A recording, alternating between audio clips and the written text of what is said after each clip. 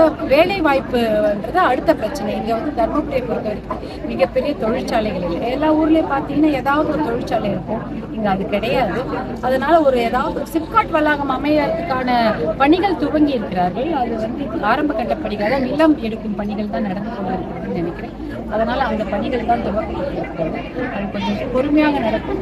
நான் வந்து கொஞ்சம் வேகமாக நடக்கிறதுக்கு ஏதாவது முயற்சி எடுப்பேன் என்று விருப்பப்படுகிறேன். இப்போ தருமபுரி தொகுதியை பொறுத்த வரைக்கும் பார்த்தீங்கன்னா ஒரு வறட்சியான பின்தங்கிய மக்களோட அந்த பொருளாதார எதுக்கு முன்னுரிமை? தண்ணீருக்கு தான். நீர்ப்பாசன திட்டங்களுக்கு கிட்டத்தட்ட ஒரு 12 நீர்ப்பாசன திட்டங்கள் இருக்கிறது. அதை வந்து அப்படியே திட்டங்களாகவே இருந்திருக்கு. அது நிறைய பேருக்கு அது தெரியாமையே போயிடுச்சு. என்னுடைய அது பாராளுமன்ற உறுப்பினராக இருக்கக்கூடிய மருத்துவர் அன்புமணி ராமதாஸ் அவர்கள், காட்டல மக்கள் தலைவர் என்ன பண்ணியிருக்காங்க, கடந்த 10 வருடங்களாக அவரே நடந்த அந்த எல்லா ஊருக்கும் காட்டுலலாம் 4-5 மணி நேரம் நடந்து அந்த மாதிரி ஏரிகள் அந்த ஏன்னா உள்ளெல்லாம் மறைஞ்சு போய் இருக்கும், தூர் வராம நிறைய எல்லாம் ஏரிகள்லாம் இருக்குது. அதெல்லாம் கண்டுபிடிச்சி அங்க இருக்கிற மக்களிடையே பேசி அவங்க சொல்லுவாங்க இங்க ஏரி இருந்தது இல்லைன்னு.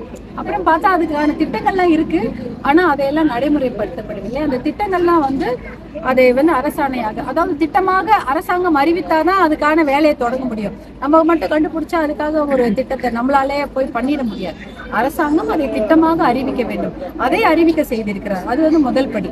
அடுத்ததாக அதுக்கு நிதி ஒதுக்கீடு செய்ய வேண்டும். ஒரு சில திட்டங்களுக்கு 1-2 திட்டங்களுக்கு ஒரு 3 கோடி 1 கோடி அளவுக்கு நிதி ஒதுக்கப்பட்டிருக்கிறது. ஆனா அதுக்கு ஒரு 10 கோடி 20 கோடியில கூட ஒரு திட்டத்தை முடித்து விடலாம். ஆனா அதனால அந்த ஒரு விஷயத்தினால அந்த திட்டங்கள் வந்து டேக் ஆஃப் ஆலன்னு சொல்லலாம். அது வந்து தொடங்கப்படவில்லை, திட்டமாக அறிவிக்கப்பட்டு விட்டது. அதற்கப்புறம் அதுக்கு ஒரு பகுதியாக ஒரு நிதி ஒதுக்கீடும் செய்யப்பட்டிருக்கிறது. ஆனா முழுமையாக அந்த திட்டங்களை துவக்க முடியவில்லை. ஏன்னா அந்த பற்றாக்குறை எல்லாம் இருக்கிறதுனால.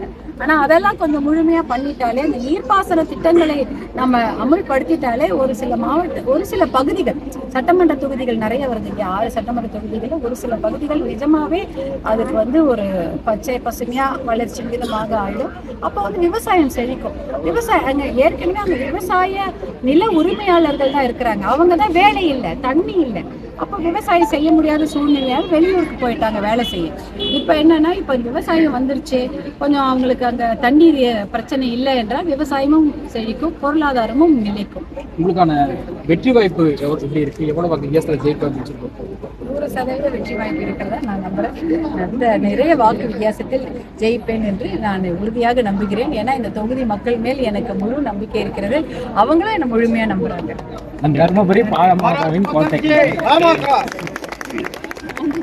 நன்றிங்க. நல்ல ஆக்கப்பூர்வமான கேள்விகள். அதாவது என்ன பண்ணுவேன்னு கேட்டீங்க. நாங்க இருக்கிற ஒதுக்கி நீங்க தோக்க மாட்டீங்க.